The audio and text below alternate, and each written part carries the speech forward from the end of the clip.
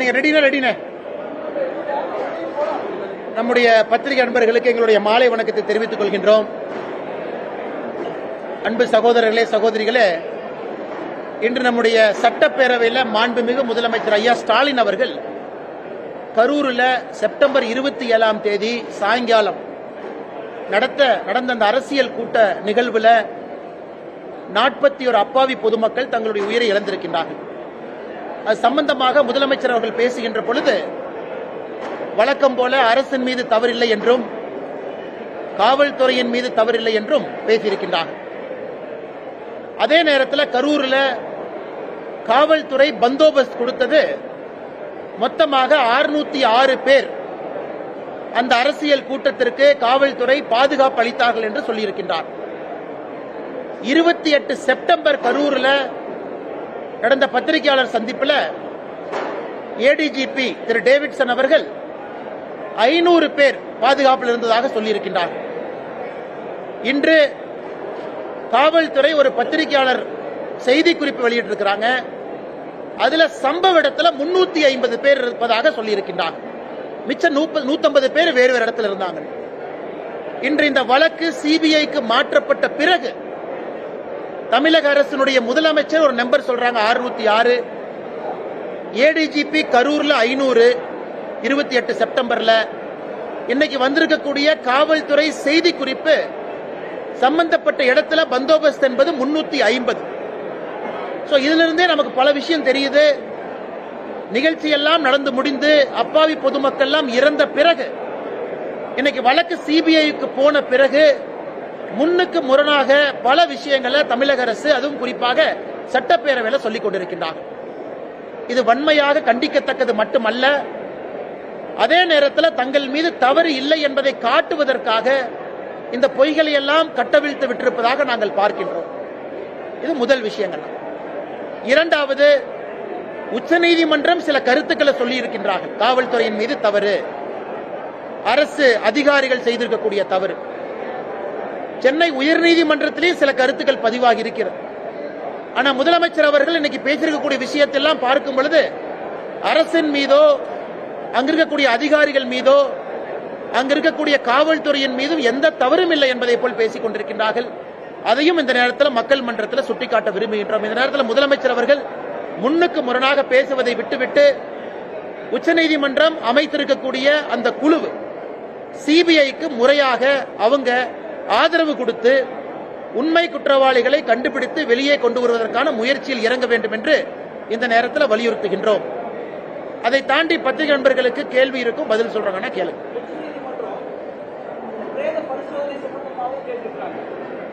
உச்சநீதிமன்றத்தினுடைய அந்த அப்சர்வேஷனை பார்க்கும் பொழுது தமிழக அரசு சொல்லி இருக்கின்றார்கள், காலையில் அதிகாலை, அதாவது 28 செப்டம்பர் அதிகாலை 1:45 மணிக்கு முதல் போஸ்ட்மார்ட்டம் செய்ய ஆரம்பித்தோம்.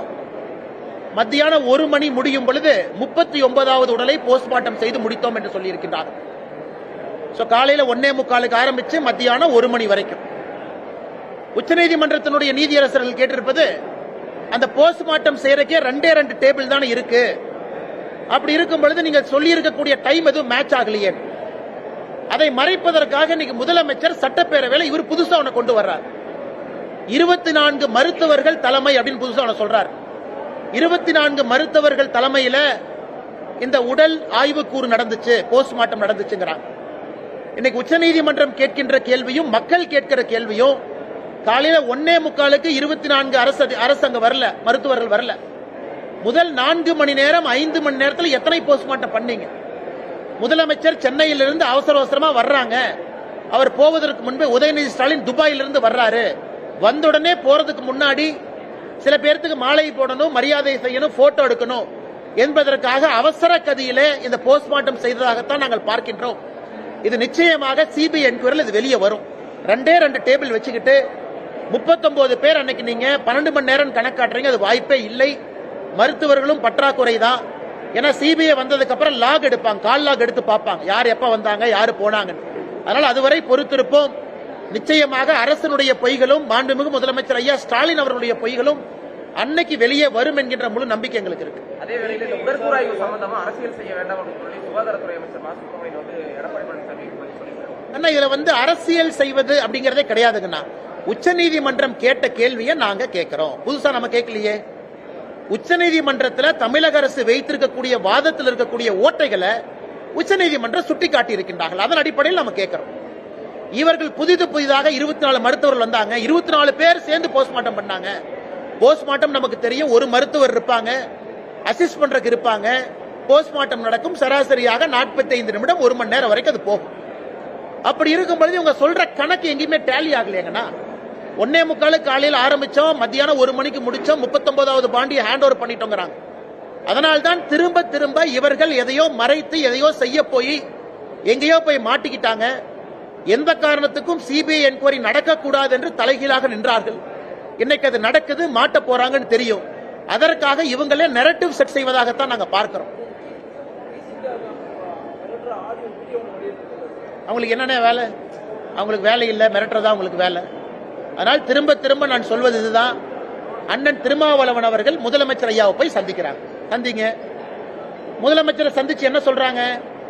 அவர் கார்ல போனாரா? இன்னைக்கு பல வீடியோ நாம பாக்குறோம், தனியார் தொலைக்காட்சி நிறுவனம் பல வீடியோ போட்டு காட்டுறீங்க. அந்த 2 வீலர்ல கார் அடித்தது மிக தெளிவாக தெளிவாக நமக்கு தெரியுது. அந்த வீடியோ கேப்சர் ஆனது பாத்தீங்கன்னா மிக தெளிவா அந்த 2 வீலர்ல அடிக்கிறாங்க. அதெல்லாம் மறைச்சிட்டு இன்னைக்கு அண்ணன் திருமாவளவன் அவர்கள் ஸ்டாலின் அவங்களை போய் பார்த்து, இது எப்படி இருக்குன்னா, இவர்களை காப்பாற்றிக் கொள்வதற்காக ஆட்சி நடக்குது. ஒரு சாதாரண ரோட்ல போற மனிதரை போய் நீங்க தட்டுறீங்க, கேட்டா முறைச்சு பார்த்தாரு 4 தட்டு தட்டுனுங்கிறீங்க. அதுக்கப்புறம் மருத்துவமனையில போய் நெஞ்சு வலின்னு படுத்திருந்தா அதையும் கேவலப்படுத்துறீங்க. அதை கேள்வி கேட்டா என்னைய மிரட்டுறீங்க. அதை தாண்டி முதலமைச்சரை போய் பார்த்து கம்ப்ளைண்ட் கொடுப்பீங்க. அதுவும் திருமாவளவன் பத்திரிகையாளர் சந்திப்பில் என் பேரை இழுத்து நான் தான் இதற்கு பின்னாடி இருந்தங்கிறார். அந்த 2 வீலர் காரலையும் தெரியாது, யாருன்னே தெரியாது. நான் சாமானிய மனிதனாக குரல் கொடுக்கின்றேன், என்னை போல நீங்களும் குரல் கொடுக்கிறீங்க. ஆனால் திருமாவளவன் அவர்கள் இதெல்லாம் விட்டுட்டு நாகரிகமான அரசியலுக்கு வரணும்.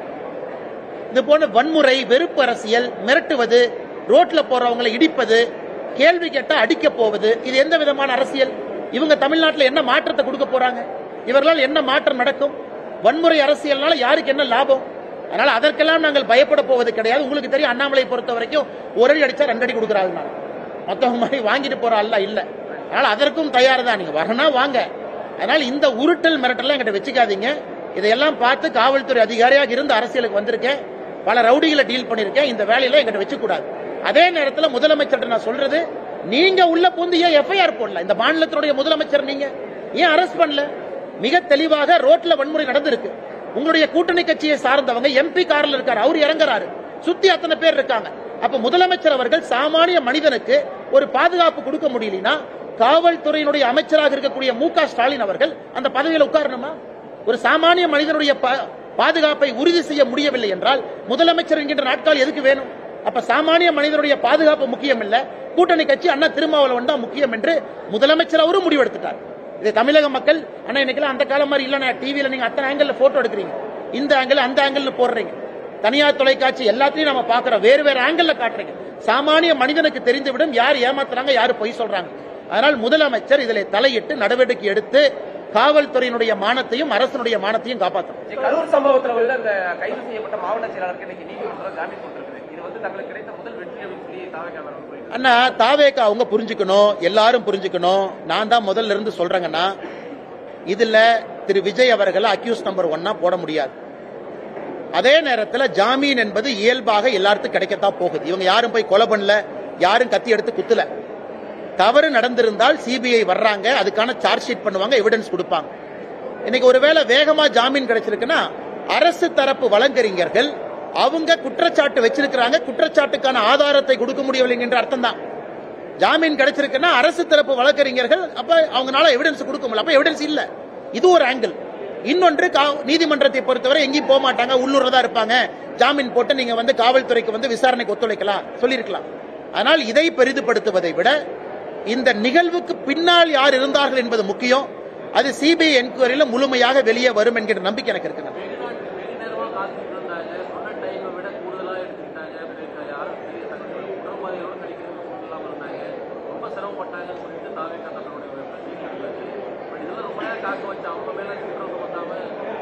அண்ணா இன்னைக்கு வந்து காவல்துறை அவர்களுக்கு எப்போது வேண்டுமானாலும் ஒரு கூட்டத்தை கலைப்பதற்கான முழு அதிகாரம் இருக்கு. எப்போது வேண்டுமானாலும் உள்ள போய் கூட்டத்தை கட்டுப்படுத்துவதற்கான அதிகாரம் இருக்கு. எப்போது வேண்டுமானாலும் அந்த கூட்டத்திற்கு பேசுறதுக்கு ஒரு தலைவர் வர்றாருன்னா வர முடியாது, வெளியே போங்கன்னு சொல்றதுக்கு அதிகாரம் இருக்கு. அந்த அதிகாரத்தை ஏன் பயன்படுத்தவில்லை என்று கேட்கின்றோம். கேள்வி ஒன்று. இரண்டாவது, நீங்க சொல்ற பிரச்சனை நடந்திருக்கலாம், ஆமாம், இல்லை என்று நான் சொல்லல. இன்னைக்கு அதையெல்லாம் நீங்க மறந்துட்டு இவங்க மட்டும்தான் தப்பு பண்ணாங்க, நாங்க தப்பே பண்ணலன்னு சொல்றதுதான் நாங்க கேள்வி கேட்கிறோம். நாங்களும் தவறு செய்திருக்கோம்னு ஒத்துக்குங்க. கட்சி தவறு செய்திருக்கா முதல்ல இருந்து நாங்க சொல்றோம். கட்சி தவறு செய்திருந்தால் நடவடிக்கை எடுங்க. அரசு எங்க மேல எந்த தப்பு இல்ல, நாங்க நிரபராதிகள், எங்கேயும் ஒரு தவறும் அரசு சார்பில் நடக்கலின்னு முதலமைச்சர் அவர்கள் கரூரில் இருந்து சொல்றாங்க. அதைத்தான் திரும்ப திரும்ப சொல்றோம். இல்லை, அரசும் தவறு செய்திருக்கின்றது. உங்க மேல நிறைய தவறு இருக்கு. அதிகமான முக்கியத்துவம் உங்களுக்கு தான், ஏன்னா உங்க கையில தான் அதிகாரம் இருக்கு. அதை மறைத்து விட்டு ஏன் ஒருவர் மீது பழியை போட முயற்சிக்கின்றீர்கள் என்பது எங்களுடைய கேள்வி. ஆனா எனக்கு தெரியல, சிபிஐ என்கொயரி நடக்கட்டும். நான் எப்பவுமே சொல்றதுன்னா ஆர்கனைசர்ஸ்க்கு ரெஸ்பான்சிபிலிட்டி இருக்கு. ஆர்கனைசர்ஸ் ரெஸ்பான்சிபிலிட்டி அது சிபிஐ வரும்போது தெரியும். அந்த டேட்டா உங்கள்கிட்ட எங்கிட்ட இல்ல. சரியான முறை வந்தவங்க பாதுகாப்புக்காக கட்சி நிர்வாகிகள் நிறுத்தினாங்களா, அவங்க ஏதாவது தனிப்பட்ட முறையில் ஆம்புலன்ஸ்ல ஏற்பாடு செய்திருந்தாங்களா, அந்தந்த மணி நேரத்திற்கு கூட்டம் அதிகமாக வரும் பொழுது அவங்க காவல்துறையை கூட்டம் அதிகமாக வந்துருச்சு 6 மணிக்கு 7 மணிக்குன்னு சொன்னாங்களா, அந்த டேட்டா உங்ககிட்ட இல்ல, எங்கிட்ட இல்லைங்கண்ணா. அது யார் பர்மிஷன் கொடுத்து வாங்கினாங்களோ அவர்களின் மீது முழு பொறுப்பு இருக்கு. அது என்கொயரியில வரட்டும். நான் முதல்ல இருந்து பேசுறதே டே ஒன்ல அப்படியே நெரட்டிவ மாத்தி இவங்க தான் தப்பு நான் கொண்டு போறது தான் முதல்ல இருந்து கண்டிக்கிறேன். அரசு நீங்க எதுக்கு பர்மிஷன் கொடுத்தீங்க, ஏன் கொடுக்கல சொல்லுங்க. நீங்க அவங்களை கைது பண்றதுக்கு முன்னாடி அந்த லோக்கல் சப் இன்ஸ்பெக்டர் சஸ்பெண்ட் பண்ணீங்களா? இல்லை. இந்தியால ஒரு கோவில் திருவிழால 2 பேர் இறந்தாவே லோக்கல் 2 பேர் சஸ்பெண்ட் ஆவாங்க, தாசில்தார் ஆவாங்க, சப் இன்ஸ்பெக்டர் ஆவாங்க. 41 பேர் இறந்த பிறகு ஒரு அரசு அதிகாரியும் கூட பொறுப்பில்லைன்னா எப்படி ஏத்துக்க முடியுங்கன்னா? கரூரில் இருந்து தொடர்ந்து பாரதிய ஜனதா கட்சி கேட்பது, இது இந்தியாவில் எந்த மாவட்டத்தில் நடந்திருந்தாலும் எஸ்பியும் கலெக்டரும் சஸ்பெண்ட் பண்ணிட்டு தான் அடுத்த வேலையை செய்வாங்க. நம்முடைய முதலமைச்சர் அதை கூட செய்யாம டிஃபெண்ட் பண்ணுவதற்கான காரணம் என்ன? அதுதான் ஆச்சரியமா இருக்கு, அதிர்ச்சியா இருக்கு. ஏன் முதலமைச்சர் ஒருதலை பட்சமா செயல் பண்றாங்க? ஆமாம், அரசு பண்றாங்க, நடவடிக்கை எடுத்த ஆர்கனைசர் தப்பு, நாங்க நடவடிக்கை எடுக்க நாங்க பாராட்டுறோம். எல்லாமே இல்லாம ஒருத்தர் மேலேயே நான் திரும்ப திரும்ப போடுவேன் அப்படிங்கறதா எங்களை பொறுத்தவரை நாங்கள் உரிமை குரலாக கேள்வி கேட்பதை எங்கள் கடமையாக கருதுகின்றோம். தமிழக ஐபிஎஸ் அதிகாரிகள் கண்காணிப்பு குழுவில் இருக்கக்கூடாதுன்னு உச்சநீதிமன்றம் சொல்லியிருக்காங்க. சட்ட ஆலோசனை நடத்தி தமிழக அரசு உச்சநீதிமன்றத்தை அணுகுன்னு சொல்லி முதல்வர் இன்னைக்கு சட்டமன்றத்தில் அண்ணா முதல்வர் அவர்கள் புரிந்து கொள்ள வேண்டும். மணிப்பூர்ல கலவரம் நடந்த பொழுது மணிப்பூருக்கு வெளியே இருக்கக்கூடிய காவல்துறை அதிகாரிகளை எஸ்ஐடியில உச்சநீதிமன்றம் போட்டாங்க. அப்ப மணிப்பூர் அரசு ஆலோசனை நடத்தி எங்க மணிப்பூர் போலீஸ் ஆபீசர் போலின்னு கேட்டாங்களா? இன்னைக்கு தமிழகத்தில் சிபிஐ என்கொயரி போட்டிருக்கும் பொழுது அதே உச்சநீதிமன்றம் சிபிஐக்கு என்ன சொல்லியிருக்கிறாங்க? தமிழ்நாடு கேடர், ஆனா தமிழ்நாட்டில் பிறந்திருக்காத 2 ஐபிஎஸ் அதிகாரியை போடுறோம்னு சொல்றாங்க. தவறே கிடையாது. அதிகாரி என்றால் தமிழ்நாடுனா வெளிநாடுனா ஒண்ணுதான். அவங்க என்ன நினைக்கிறாங்க, யாரும் இன்ஃபுளுன்ஸ் பண்ணிடக்கூடாது. அதனால் முதலமைச்சர் இதையெல்லாம் பெரிதுபடுத்தி நாங்க ரிவ்யூ பெட்டிஷன் போடுவோம், நாங்க மறுபடியும் உச்சநீதிமன்றத்தை அணுகுவோம் அப்படின்னா அவர் இதை காலம் தாழ்த்தக்கூடிய செயலா மட்டும்தான் பண்றாங்க. இந்தியால பல இடத்துல இது நடந்திருக்கு, தமிழ்நாடு மட்டும் இல்லை. பல இடத்துல லோக்கல் ஆபீசர் அவங்க விடல. பல இடத்துல முதலமைச்சர் சந்தோஷப்படணும். கர்நாடகால இருந்து ஆந்திரால இருந்து ஐபிஎஸ் அதிகாரி போடலையே, போட்டுருந்தா மானம் மொத்தமா போயிருக்கும். தமிழ்நாடு ஐபிஎஸ் அதிகாரி யாரையும் போடாம மணிப்பூர் மாதிரி கர்நாடகா, ஆந்திரா, மகாராஷ்டிரான்னு போட்டிருந்தா இன்னைக்கு அட்லீஸ்ட் அதிகாரிகள் தமிழ்நாடு கேடர்ல இருக்கிற அதிகாரிகள் தானே. இதை எதுக்கு முதலமைச்சர் அரசியல் படுத்துறாரு? கரூர் சம்பவத்துக்கு துக்கம் அனுசரிக்கும் விதமா சட்டமன்றத்தில் அதிமுக சட்டமன்ற உறுப்பினர்கள் கருப்பு பேட்ச் அடிச்சுட்டு போறாங்க. அது ரத்த கொதிப்பான்னு சொல்லி அமைச்சரும் சபாநாயகரும் கிண்டல் பண்ணியிருக்காங்க. அண்ணா சபாநாயகரை பொறுத்தவரை அவருடைய செயல்பாடு கடந்த 4.5 ஆண்டுகள் பாத்தீங்கன்னா ஒரு திமுக தொண்டனை விட மிகச் சிறப்பாக இருக்கிறது.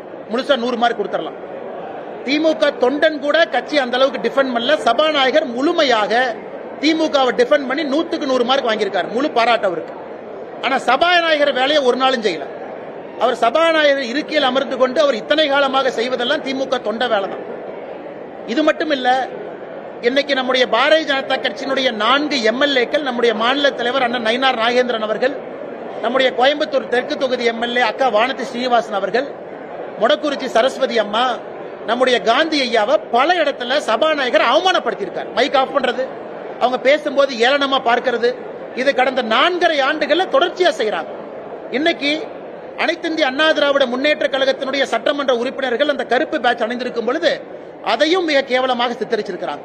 அந்த அளவுக்கு தான் மனிதாபிமானம் இருக்கு. நேத்து ஒருத்தர் சொல்றாரு, நாங்க இதையெல்லாம் தாண்டுவோம், இதெல்லாம் டிராமா தான், இதெல்லாம் தாண்டி மக்கள் ஓட்டு போடுறாங்க. எப்படி ஓட்டு போடுவாங்கன்னா, தினமும் இது போன்று நீங்க அசிங்கமா பேசுறீங்க, மோசமா பேசுறீங்கன்னா மக்கள் எப்படி உங்க பக்கம் வருவாங்க? அதனால இது மக்கள் மன்றத்தில் மட்டும்தாங்க நான் தீர்ப்பு, வேற எங்கேயும் தீர்ப்பு இல்ல. சபாநாயகர் மோசமாக நடந்து கொண்டதற்கு எஸ்ஐடி நான் வைக்க முடியும். அதனால 2026 மக்கள் மன்றத்தில் சரியான மக்கள் தீர்ப்பு எழுதுவார்கள் என்று நம்புவோம். கரூர் விவகாரத்துல முதல்வர் வந்து பதற்றமடைந்து பயமடைந்து இருக்கிறாரு அப்படின்னு சொல்லி எடப்பாடி பழனிசாமி வந்து இன்னைக்கு சொல்லியிருக்காரு. அதிமுக வந்து பல்வேறு கேள்விகளை வந்து அங்க முன்வைச்சாங்க. ஆனா வந்து பாத்தீங்கன்னா அமைச்சர்கள் முதல்வரும் மாறி மாறி பழைய, அதாவது கள்ளக்குறிச்சி விவகாரத்தையோ தூத்துக்குடி சம்பவங்களையும் வந்து மேற்கோள் தேடி பார்த்தாங்க. ஆனா கரூர் விவகாரத்தை பெரிய அளவு பேசலாம். ஆனா அதனாலதான் பாத்தீங்கன்னா நேத்து நான் வேற எந்த செய்தித்தாளையும் சொல்லிங்கன்னா தினகரன்ல செய்தி வந்துச்சு. தினகரன் வந்து அபிஷியலா திராவிட முன்னேற்ற கழகத்திற்கு தொடர்பு இருக்கக்கூடிய ஒரு செய்தி நிறுவனம், அவங்க இருக்கிறாங்க, நல்லது. தினகரன்ல செய்தி போடுறாங்க, முதலமைச்சர் சிறப்பு ஆலோசனை, ஹிந்திக்கு எதிராக சட்டப்பேரவையில ஒரு சட்டத்தை கொண்டு வருவதற்காக ஆலோசனை தினகரன்ல போடுறாங்க. ஏன்னா இன்னைக்கு இந்த டிபேட் அண்ட் டிஸ்கஷன் நடக்கும்னு தெரியும். இன்னைக்கு காலையில இருந்து டிபேட் அண்ட் டிஸ்கஷன் என்ன, ஹிந்தி படத்தை தடை பண்ண போறாங்களா, ஹிந்தி பாட்டை தடை பண்ண போறாங்களா, ஹிந்தி பேரை தடை பண்ண போறாங்களா, இத மக்கள் மன்றத்தில் பேச வச்சு கரூர் இஷ்யூவா பேசக்கூடாது என்பதை மடைமாற்றும் விதமாக திராவிட முன்னேற்ற கழகம் எடுத்தாங்க. இன்னைக்கு பத்திரிகை நண்பர்கள் கேட்ட பிறகு திமுக சொல்றாங்க, நாங்க அந்த மாதிரி சொல்லவே இல்லையே, நீங்க எதுக்கு பொய் சொல்றீங்க, நீங்க எதுக்கு பதட்டமாகறீங்க? அப்படி இருக்கும் பொழுது தினகரன் செய்தி ட்விட்டர்ல நேத்து எப்படி வந்துச்சு? அதனால் மறைப்பதற்காக பல விஷயத்தை மாத்தி மாத்தி பேசுறீங்க, நேரடியா கேள்விக்கு பதில் சொல்ல மாட்டீங்க. மாண்புமிகு முதலமைச்சர் ஐயா ஸ்டாலின் அவர்கள் தவறான தரவுகளை கொடுக்குறீங்க. 606 ஒரு நம்பரை சட்டமன்றத்தில் சொல்றீங்க, ஆனா ஏடிஜிபி 500 சொல்றாரு. மத்தியானம் ரிலீஸ் பண்ணிருக்கிற பிரஸ் நோட்ல 350ங்கிறீங்க. எப்படி நண்பரோ எனக்கோ உங்களுக்கோ முதலமைச்சரின் மீது நம்பிக்கை வரும்? அதனால முதலமைச்சர் அதிகாரிகள் தவறான வழி நடத்துறாங்களா, இல்ல முதலமைச்சரே தன்னை தவறாக வழி நடத்துறாரா, அவர் தான் நமக்கு சொல்லுங்க.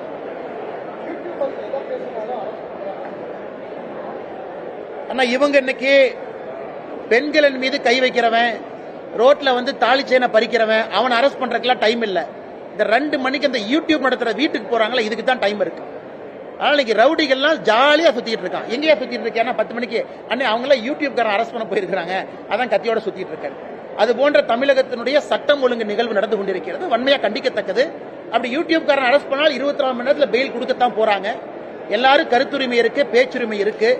இதை முதலமைச்சர் நேரடியாக தலையிடணும். யாரோ காவல்துறை பண்றாங்களா, ஏடிஜிபி பண்றாங்களா, டிஜி பண்றாங்கன்னு தெரியல. இதை முதலமைச்சர் தலையிட்டு சரி செய்ய வேண்டும் என்பது எங்களுடைய வேண்டுகோள். குறிப்பிட்ட மாதிரி விஜய வந்து முதல் குற்றவாளியா சேர்க்க முடியாது நீங்க சொல்லிருக்கீங்க.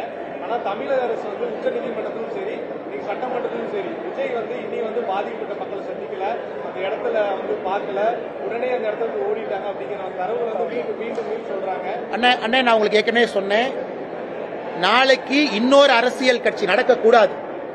கரூர்ல செப்டம்பர் 27ஆம் தேதி டிவிகேல இன்னொரு கட்சியா இருக்கு. அந்த கட்சியினுடைய தலைவராக இருந்தாலும் இதைத்தான் நான் பேசியிருப்பேன். அவங்க திமுகவினுடைய கூட்டணி கட்சியாக இருந்தாலும் இதைத்தான் நான் பேசியிருப்பேன். அந்த தலைவரை அக்யூஸ்ட் ஒன்னா நீங்க சேர்த்த முடியாது. காரணம், நியாயம்னா நியாயம், நேர்மைனா நேர்மை. அதை மாத்தி எல்லாம் பேச விரும்பலீங்கன்னா. அதனால் விஜய் அவர்களுக்கோ யாருக்குமோ ஆதரவு கொடுக்க வேண்டிய அவசியம் இல்லை. நாணயமா நேர்மையா ஒரு விஷயத்தை பார்த்து நாங்க கருத்து சொல்றோம். அதை எப்படி வேணாலும் திமுக மாத்தி பேசலாம், திருப்பி பேசலாம். இது திமுகவுடைய கூட்டணி கட்சியில இந்த துயர நிகழ்வு நடந்திருந்தாலும் கூட இதைத்தான் நாங்கள் சொல்லி இருப்போம். அவங்க மேல குற்றச்சாட்டு வைக்காதீங்க, முதல்ல அரசு என்ன பண்ணின்னு சொல்லுங்க ஐயா. ஆனா இதுல கன்வீனியன்டா பொலிட்டிக்கல் கேம் செப்டம்பர் 27 இருந்து திராவிட முன்னேற்ற கழகம் ஆடுவதை தான் தோலுரிச்சு மக்கள் மன்றத்தில் நாங்கள் காட்டிக் கொண்டிருக்கிறோம்.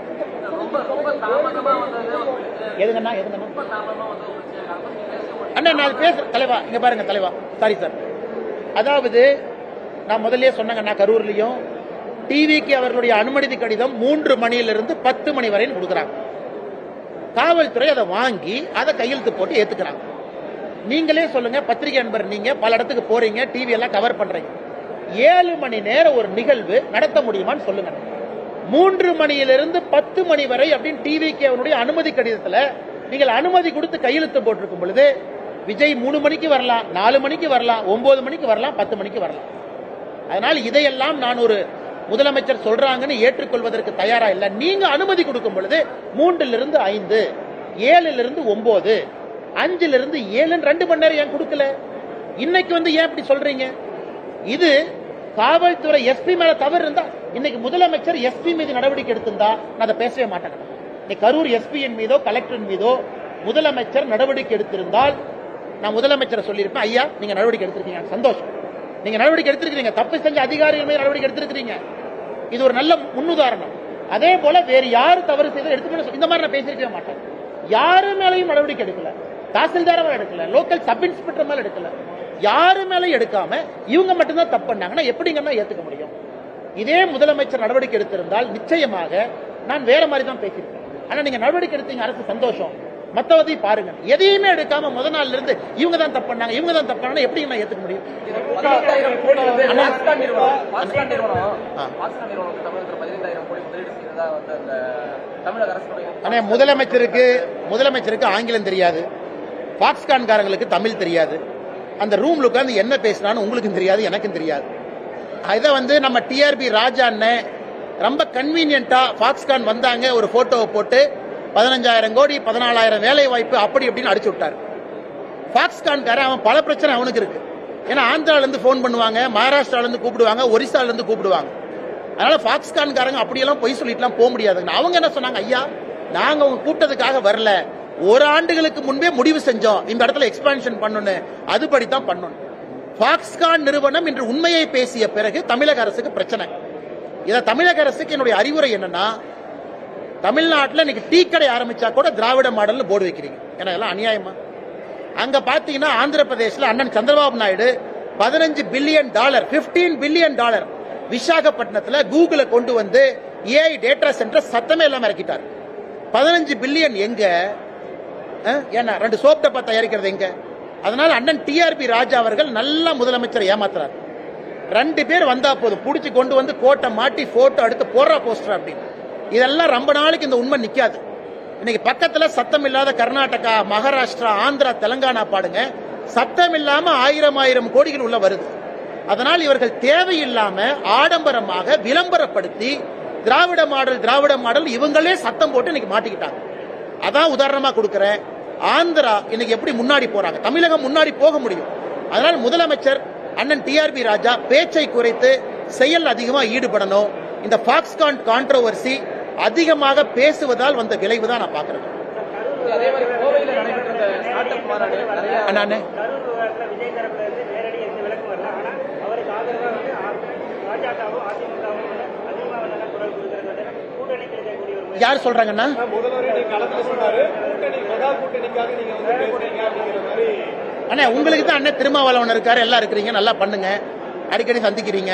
அண்ணா தமிழ்நாட்டில் நியாயத்தை பேசினா கூட்டணி ஆசையாங்கண்ணா, தர்மத்தை பேசினா கூட்டணி ஆட்சியா? நாங்க தான் சொல்றோம் பாருங்க, உங்களுடைய கூட்டணி கட்சி வந்து 27 செப்டம்பர் இந்த நிகழ்வு நடந்திருந்தால் அன்னைக்கும் அந்த தலைவர் நாங்க டிஃபெண்ட் பண்ணிருப்போம். நீங்க அநியாயமாக யாரின் மீதையோ வழக்கை போட வேண்டும் என்று நினைக்கின்றீர்கள். நியாயத்தை பேசும்போது எப்படி அது அநியாயமா மாறுங்கண்ணா? இது முதலமைச்சருக்கும் தெரியும். அதனாலதான் 606, 500, 350 ஒரு நம்பரை பேசுறாங்க. அதே மாதிரி அகமதாபாத்துடைய கட்சி ஆரம்பிக்கிறதுக்கு முன்னாடி அடித்தாயிரத்துக்கு பாதிக்கப்பட்ட ஆனா அவருடைய கட்சி தொண்டர்கள் 41 பேர் இருந்த பிறகு அவர் இன்னும் அந்த பக்கமே போகல. நியாயமான கேள்வினா இது நீங்க யார்கிட்ட கேட்கணும்? விஜய்கிட்ட கேட்கணும், தமிழக வெற்றி கழகத்திட்ட கேட்கணும். ஆனா முதல்ல இருந்து நான் திரும்ப சொல்வது, எல்லோரும் எவ்வளவு வேகமாக பொறுப்பெடுத்து அதை முழுவதுமாக தன்னுடைய மாரல் ரெஸ்பான்சிபிலிட்டியா ஒரு தலைவன் அதை ஏற்றுக்கொள்ளும் பொழுது அந்த தலைவன் மக்கள் மனசுல உயர்றார். அது ரொம்ப அரசியலுடைய அடிப்படை. மாரல் ரெஸ்பான்சிபிலிட்டி, என்னுடைய பொறுப்பு, நாங்கள் அப்படின்னு. அதனால் இன்னைக்கு மக்கள் மன்றத்தில் எல்லோரும் பாக்குறீங்க. இதே கேள்வி நான் முதலமைச்சரை கேட்கலாம், ஐயா நீங்க கரூர் வந்தீங்க, ஏன் கள்ளக்குறிச்சிக்கு போலீங்க? அதனால அதுக்குள்ள நான் போக விரும்பலீங்கன்னா சம்பந்தப்பட்ட தலைவர்கள்ட்ட நீங்க கேட்க போறீங்க. அவங்க சொல்ற பதில்ல மக்கள் சமாதானம் ஆகுறாங்களா ஆகலையா, மக்களுக்கு பிடித்தவர்கள் ஆகுறாங்களா வெறுக்கிறவங்க ஆகிறாங்க, மக்கள் முடிவு பண்ண போறாங்க. அதனால மக்கள் மன்றத்தில் அதை வச்சிடறாங்க. அகமதாபாத் விமான விபத்துல வந்து பாத்தீங்கன்னா ஐயா அண்ணா கோயம்புத்தூர்ல ஒரு தனி மனிதர் இது போன்று தன்னுடைய சம்பாதித்திருக்கக்கூடிய சொத்தை வந்து தந்தை இல்லாத 100 குழந்தைகளுக்கு வருடத்திற்கு 10,000 ரூபாய் ஊக்கத்தொகையாக கொடுப்பேன் என்று அண்ணன் பாலாஜி உத்தமராஜ் அவர்கள் உத்தம் ஃபவுண்டேஷன் மூலமா ஒரு அருமையான விஷயத்தை பண்ணியிருக்கிறாங்க. நாம் எல்லாம் இங்க வந்து பங்கேற்றிருக்கின்றோம். தமிழ்நாட்டில் குறிப்பாக நான் நிறைய பேசினேங்கன்னா கல்வி கல்வி இன்னைக்கு கல்வி வந்து வசதி இருக்கவங்களுக்கு ஒரு மாதிரி, வசதி இல்லாதவங்களுக்கு ஒரு மாதிரி இருக்கு. அது ரொம்ப தவறு. இதை நம்ம நிவர்த்தி செய்யணும். இது உடனடியாக அடுத்த 10 ஆண்டுகளுக்குள்ள கல்வி என்பது சமமாக எல்லோருக்கும் வருவதற்கான வாய்ப்பை ஏற்படுத்தி கொடுக்கணும். அதை செய்யணும். அதுவரை ஒரு பாலாஜி உத்தமராஜ் 10, 100, 200, 1000 பேர் வேணும். அண்ணன் பேர் சொல்றேன், பேர் தெரியாதவங்க எத்தனையோ பேர் வேலை செய்யறாங்க. அது போன்ற நல்லவர்கள் நமக்கு நிறைய கிடைக்கும். உடற்குறை சர்ச்சை வந்து அகமதாபாத் விமான விபத்தை மேற்கொண்டு காட்டிக்கிறாங்க. 12 மணி நேரத்துல 29 உடல்கள் வந்து உடற்குறை செய்யப்படுச்சு. அதே மாதிரிதான் இங்க வந்து 5 டேபிள் உள்ள 14 மணி நேரத்துல வந்து 39 உடல்கள் வந்து உடற்குறை செய்யப்படுது. நீங்க வந்து ஒரு தகவல் சொல்லிருக்காங்க. அண்ணா இதுல எதுவுமே தவறு சரின்னு நான் சொல்லிங்கண்ணா. தமிழ்நாடு அரசு சொல்லி இருக்கக்கூடிய மருத்துவர்கள் எண்ணிக்கைக்கும் டேபிள் எண்ணிக்கைக்கும் 39 நபர்களுக்கும் சம்பந்தம் இல்லைங்கிறதா நம்ம ஆர்குமெண்ட். 24 டாக்டர் காலைல 1:45 வந்தாங்களா இல்லை என்பதுதான் நம்ம ஆர்குமெண்ட். இன்னைக்கு குஜராத் அரசு எனக்கு தெரியாதுங்க டேட்டா, எத்தனை மருத்துவர்கள் எத்தனை டேபிள்ல எத்தனை பேர் பண்ணாங்க அந்த டேட்டா எல்லாம் என்னால சொல்ல முடியாதுங்கன்னா. தமிழ்நாடு அரசு சொல்லி இருக்கக்கூடிய டேட்டாவை நம்ம கொஸ்டின் பண்றோம். அதைத்தான் உச்சநீதிமன்றமும் கொஸ்டின் பண்ணிருக்காங்க.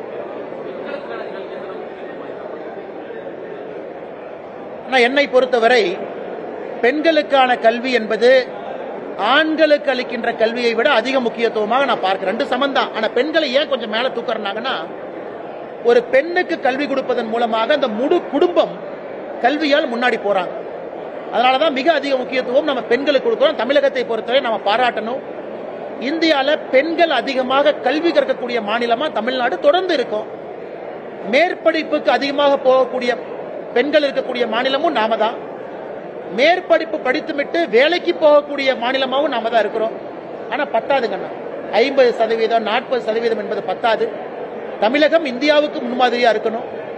இந்தியா உலக நாடுகளுக்கு முன்மாதிரியா மாறணும். அதனால் பெண்களுக்கு மிக மிக முக்கியம். அதனால ரொம்ப சந்தோஷம்.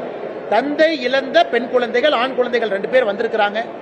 கல்விக்கு ஊக்கத்தொகை இது முதலமைச்சரோ நாளை வேறு அரசியல் தலைவர்களோ இது ரொம்ப உன்னிப்பா ஸ்டடி பண்ணி பண்ணணும். ரொம்ப பேசல இது இல்லைங்கன்னா பின்லாந்து, நார்வே, அமெரிக்கா, UK எல்லாம் போய் ஜெர்மனி எல்லாம் ஸ்டடி பண்ணி ஒரு நல்ல ஒரு திட்டத்தை நம்முடைய தமிழகத்திற்கு கொண்டு வந்து இந்தியாவுடைய முன்மாதிரி மாநிலமா மாற்ற முடியுங்க. முன்னாள் அமைச்சர் செங்கோட்டையனோட போகும்போது ஒன்னா பிளைட்ல போனீங்க, வரும்போது ஒன்னா வந்துருக்கீங்க. அரசியல் சம்பந்தமா ஏன்னா தலைவா அது நல்ல கேள்வி. போன முறை இங்கிருந்து போகும்போது CM அவங்க வந்தாங்க. CM அவங்க நம்முடைய கோயம்புத்தூருக்கு வந்திருக்கிறாங்க. அவர் விமானத்துக்குள்ள வந்த பிறகு எந்திரிச்சு அவருக்கு மரியாதை செலுத்தி கோயம்புத்தூர்ல திட்டங்களை எல்லாம் கொடுத்ததற்காக நன்றியும் தெரிவித்து தான் என்னோட இருக்கையில போய் அமர்ந்தங்கன்னா. ஏன்னா நம்ம முதலமைச்சர் வந்திருக்கிறாங்க, அது வேறு. அரசியல் வேறு, அது வேறு. அதே போல நாம விமானத்துல போகும்பொழுது, ட்ரெயின்ல போகும்போது, பஸ்ல போகும்போது வர்றாங்க. இன்னைக்கு அண்ணன் செங்கோட்டையன் அவர்கள் பக்கத்துல வந்தாங்க. பிளைட் ஏறணுன்னே அவரு தூங்கிட்டாரு. நான் புத்தகம் படித்துக் கொண்டிருந்தேன். இதுக்கு சாட்சி வந்து ஏர் ஹோஸ்டஸ் மட்டும்தான். நான் என்ன சொன்னாலும் நீங்க நம்ப மாட்டீங்க. நான் புக்கு படிச்சு அவர் தூங்கிட்டாரு. இறங்கும் போது நல்லா இருக்கீங்களான்னு கேட்டாரு. இறங்கி வெளியே வந்துட்டோம். வெளியே வரும்போது நீங்க போட்டோ எடுத்தீங்க. ஆனா விமானத்தில் அவர் தூங்குனது ஏர் ஹோஸ்டஸ் தாங்க நான் தெரியும். ஏன்னா அவரு வந்து சட்டப்பேரவையிலிருந்து வர்றாரு. நாங்கள் பேசவே இல்லை. நான் புத்தகம் படிச்சு அவர் தூங்கினாரு. எந்த அரசியல பேசல, போகும்போது பேசல, வரும்போது பேசல. ஆனா நீங்க விஜய்க்கு ஆதரவா பேசுறது, நிலைப்பாடுக்கு ஆதரவா பேசுறதும், அதிமுக எடப்பாடி பேசுறதும் இருவருக்குமே வந்து பேசுறாங்க. விஜய்க்கு வந்து காவி சாயம் வந்து பூசுறாங்க. இந்த காவி சாயம் பூசுறத எப்படி பாக்குறீங்க? ஆனா கடைசி கேள்வி எடுத்துக்கோங்கண்ணே, உங்களுக்கு நேரம் ஆயிட்டு இருக்கு. ஆனா விஜய் அவர்களுடைய சித்தாந்தம் வேறு, எங்கள் சித்தாந்தம் வேறுங்கண்ணா. ஃபுல் ஸ்டாப்ண்ணா. அதோட முடிஞ்சு போச்சுங்கண்ணா. அதுக்கு மேல நான் எதுவும் சொல்ல விரும்பலீங்கன்னா, சித்தாந்தம் அடிப்படையிலே வேறு வேறு சித்தாந்தம். ஆனா ஒரு நியாயத்திற்காக ஒரு உண்மையை பேசுவது என்னை பொறுத்தவரை தவறில்லை, எங்கள் உரிமை, கடமை. அதுல அரசியல் சாயமெல்லாம் கோர்த்து அதை பூசி பார்ப்பது அது அழகல்லன்னு தான் நான் பாக்குறேன். ஏன்னா பல இடத்துல நாம பல பேர்த்த பாராட்டி இருக்கிறோம், பல பேர்த்தின் மீது குற்றச்சாட்டு வச்சிருக்கிறோம். அப்படித்தான் நீங்க அதை பார்க்கணுங்க.